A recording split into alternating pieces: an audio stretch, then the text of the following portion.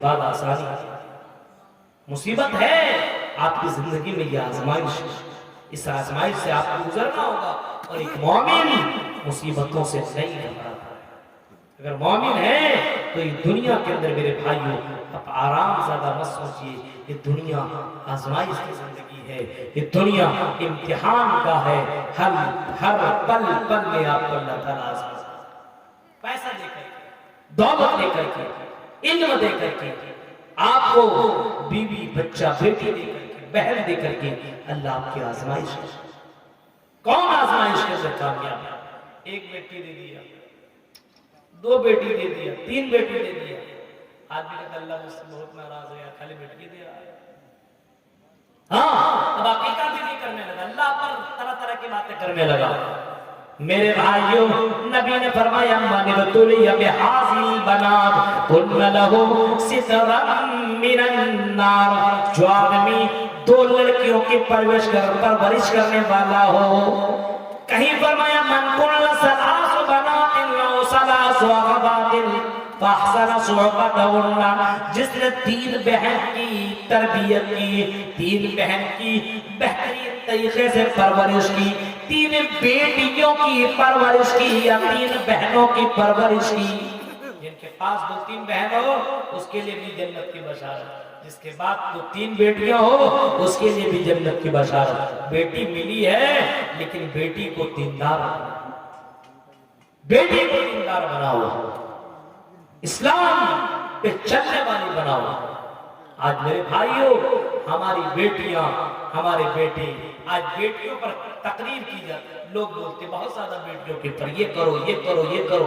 بیٹوں کے اوپر بھائی، بیٹوں کے لیے تھوڑی آزادی ہے، مردوں کے لیے آزادی تھوڑی ہے جو چاہو سو کرو. اور اپنے گھر کے اندر بند رہے اور آپ پارک میں جا کر کے دوسری کے بہن بیٹی لے کر کے بیٹھے رہو اور آپ کے اندر 35 ٹکڑے کرو، یہ اجازت اسلام نہیں دیتا ہے. مردوں کے لیے بھی باقاعدہ یہ قانون نافذ ہے کہ مرد بھی اپنی نگاہوں کی، اپنی شرمگاہوں کی حفاظت مرد عورت کے ساتھ ساتھ. جس طریقے سے باقاعدہ عورتوں کو آپ حفاظت کرتے ہیں، مردوں کو بھی بتایا جائے. مردوں کو والذین قد افلح المؤمنون والذین هم فی صلاتهم خاشعون والذین هم عن اللغو معرضون والذین هم للزکاة فاعلون والذین هم لفروجهم حافظون. اپنے شرمگاہ کی حفاظت کرنے والوں کے لیے جنت ہے، مرد عورت کوئی بھی ہو. والذین هم لفروجهم حافظون. اے مردو تمہارے لیے بیان کیا جا رہا ہے ایسے مومن کے لیے جنت کی بشارت ہے، ایسے لوگوں کے لیے جو اپنی شرمگاہوں کی حفاظت کرتا ہو.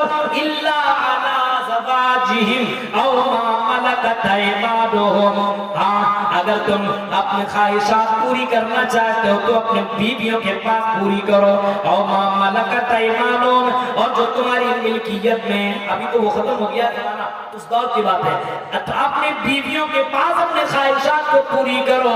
ادھر ادھر جا کر کے اگر غلط کام کرو گے تو میرے بھائیوں غلط کام کرنے والوں کے لیے جنت نہیں جہنم ہے. سن لو، جو آدمی اپنے بہن کی بیٹی کی رکشا کرتا ہو، پرورش کرتا ہو، پڑھاتا ہو، حفاظت کرتا ہو، ایسے لوگوں کے لیے فلہ الجنہ، ایسے لوگوں کے لیے جنت کی بشارت ہے، ایسے لوگوں کے لیے جنت کی خوشخبری ہے، ایسے لوگوں کے لیے جنت کی بشارت ہے جو بہن بیٹی کی صحیح پرورش کرے. اب کون کرے گا بہن بیٹی کی پرورش؟ ظاہر سی بات ہے خود آپ کو اچھا بننا پڑے گا. آپ اپنے بہن بیٹی کو بولیں گے میں ٹھیک ٹھاک کر لوں گا، اچھا بناؤں گا، اور آپ خود غلط راستے پہ چل رہے تو بتائیے آپ کی بیٹی، آپ کی بہن آپ کی بات کہاں سے بات؟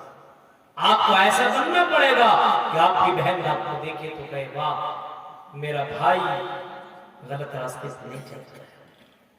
غور کرو، جب مریم علیہ السلام کو اللہ تعالیٰ نے بغیر باپ کے بچہ دیا، مریم علیہ السلام کو بغیر شوہر کے بچہ دیا ہے نا، بغیر شوہر کے بچہ دیا، اور اس بچہ کو لی کر کے اللہ کے حکم سے جب اپنے گاؤں کے اندر اپنے بستی کے اندر آئی، بستی کے اندر آئی کون؟ مریم علیہ السلام. گاؤں والے نے طرح طرح کی باتیں کرنے لگا، طرح طرح کی باتیں کرنے لگا. یا اخت ہارون ما کان ابوک امرأ سوء وما کانت امک بغیا. مریم سے کیا کہتے ہیں؟ اے مریم تو کتنا گھٹیا ہے، تو کتنا غلط کار ہے، تو کتنا بیکار ہے. یا اخت ہارون، اے ہارون کی بہن، ما کان ابوک امرأ سوء، تمہارا باپ بھی برا نہیں تھا. ما کان ابوک امرأ سوء وما کانت امک بغیا. ہاں اے ہارون کی بہن، تیرا باپ بھی اچھا تھا، تیرا بھائی بھی اچھا تھا، تم نے اتنا غلط کام کیسے کر لیا؟ میرے بھائیوں ذرا تصور کیجئے، جس کا باپ اچھا، جس کا بھائی اچھا ہو، اس کی بہن کیسے بری ہو سکتی ہے؟ اس نے کہا کہ نہیں، میں نے یہ غلط کام نہیں کیا ہے، ایسا کچھ نہیں ہے. فَأَشَارَتْ إِلَيْهِ قَالُوا كَيْفَ نُكَلِّمُ مَنْ كَانَ فِي الْمَهْدِ صَبِيًّا. حضرت مریم نے اپنے اس بچے کی طرف اشارہ کیا، عیسیٰ علیہ السلام کی طرف اشارہ کیا. لوگوں نے چیخ کر کہا قَالُوا كَيْفَ نُكَلِّمُ مَنْ كَانَ فِي الْمَهْدِ صَبِيًّا.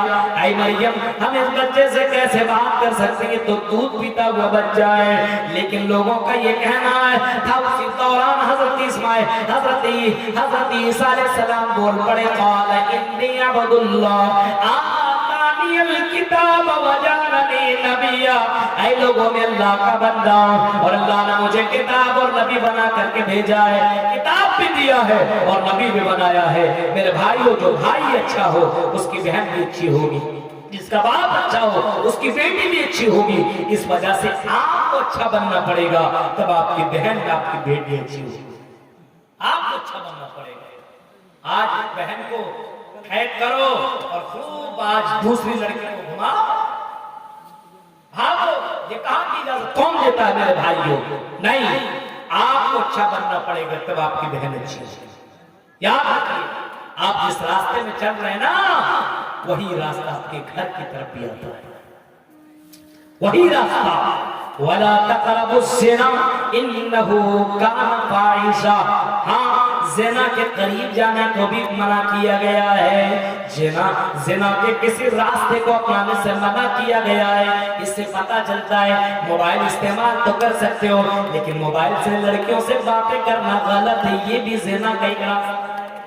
رات رات میں باتیں کرنے والوں، ہاں چیٹنگ کرنے والوں اور انسٹاگرام سے ہائے ہیلو لکھ کر کے اس کی خوبصورتی کا وہ تعریف کرنے والوں، یہ بھی ایک زنا کا ایک راستہ ہے.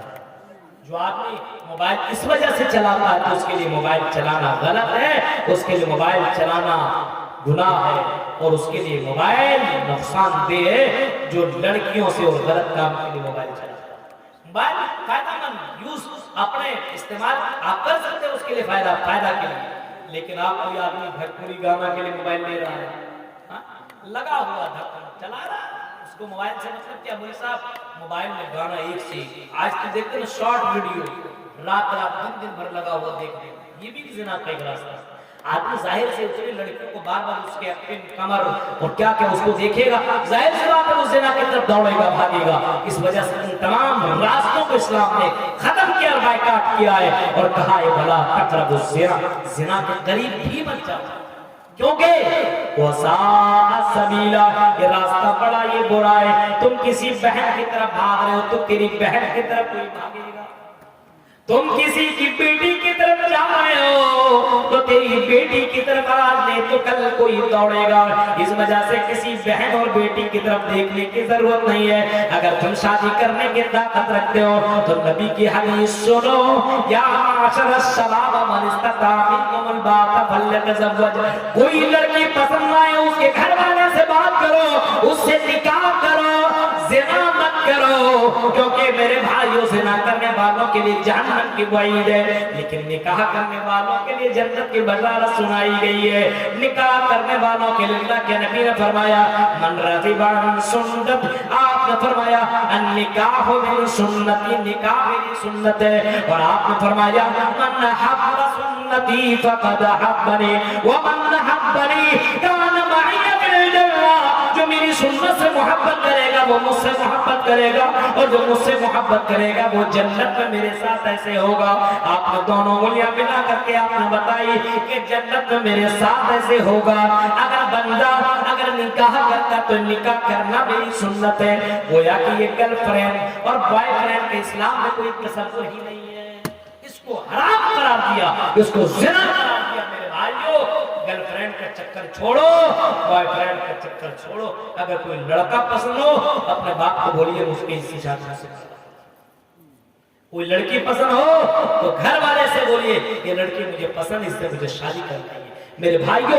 لیکن گرل فرینڈ اور بوائے فرینڈ یہ انسان کو زنا کی طرف دعوت دیتا ہے، اور انسان کو زنا کرنے پر مجبور کر دیتا ہے، اور انسان گنہگار ہو جاتا ہے، اور ایسے دلدل میں جا کر کے پھنستا ہے کہ اس سے نکلنا بہت مشکل ہو جاتا ہے۔ اس وجہ سے میرے بھائیوں، اللہ کے نبی نے وعید سنائی زنا کرنے والوں کے لیے، اور اللہ کے نبی نے بشارت دی ہے نکاح کرنے والوں کو، اور جنت کی خوشخبری سنائی ہے۔ اس وجہ سے جب نکاح کی طاقت ہو تو نکاح کرو، جنت کی بشارت ہے، جو کہ نکاح سنتی ہے۔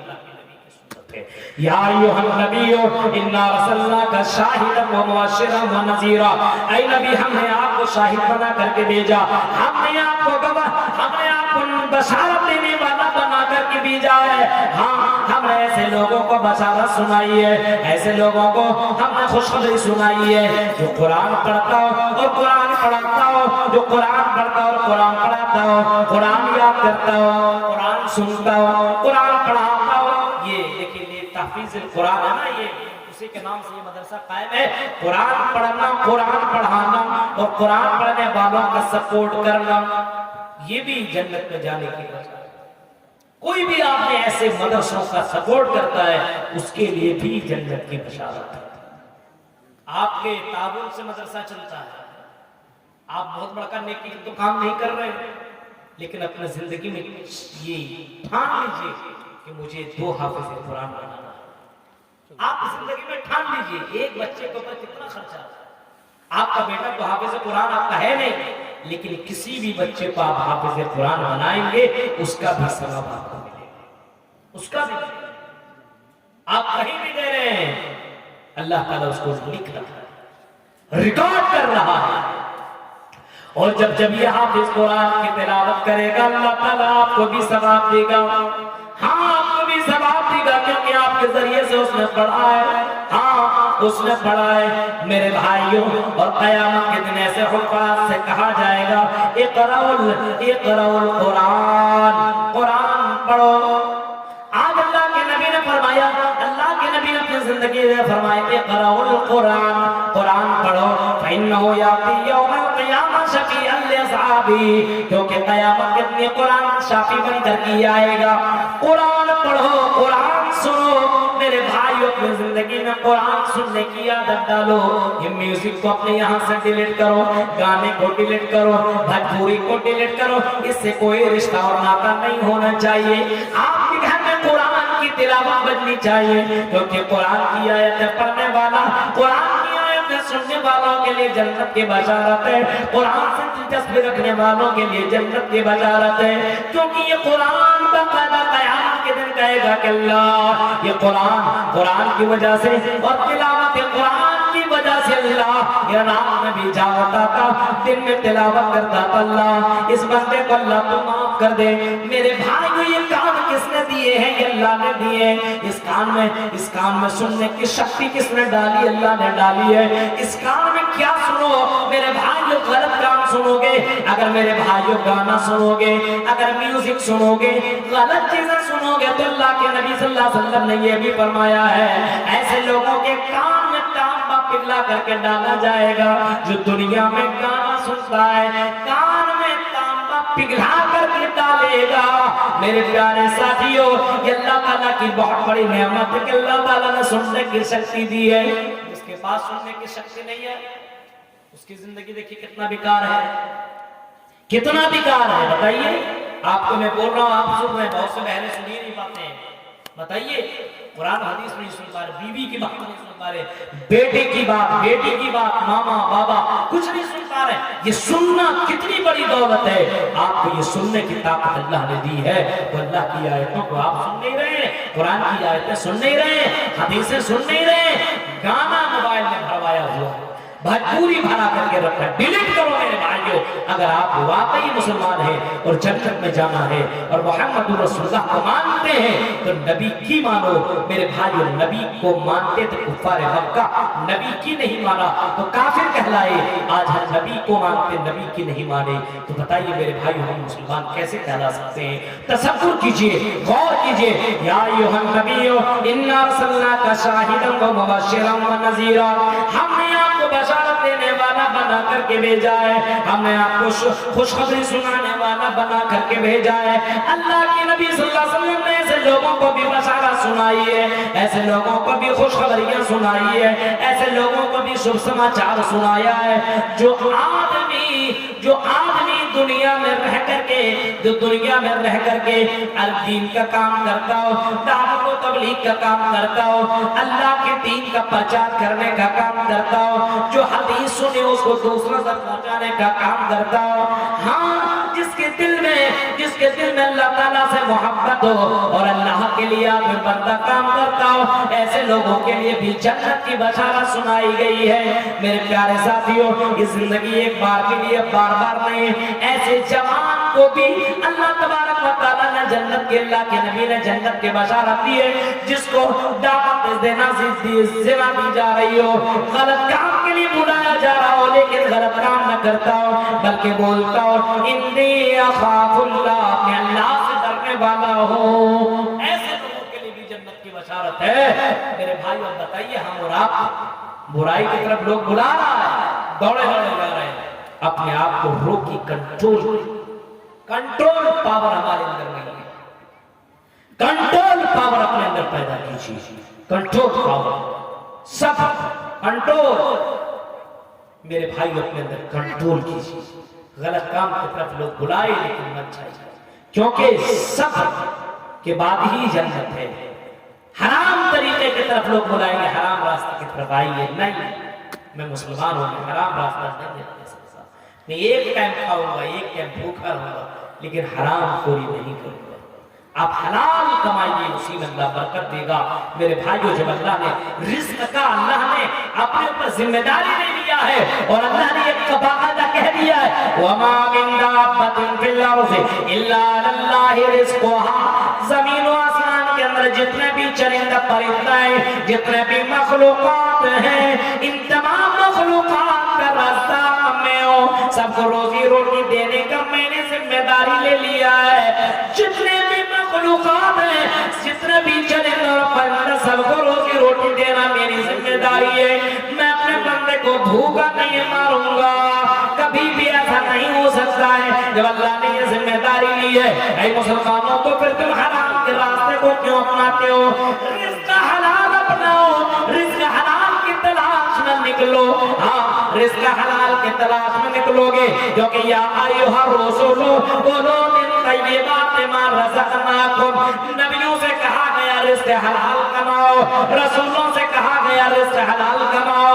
یا ایھا الناس کلوا من طیبات، انسانوں سے کہا گیا رزق حلال کماؤ، کھاؤ.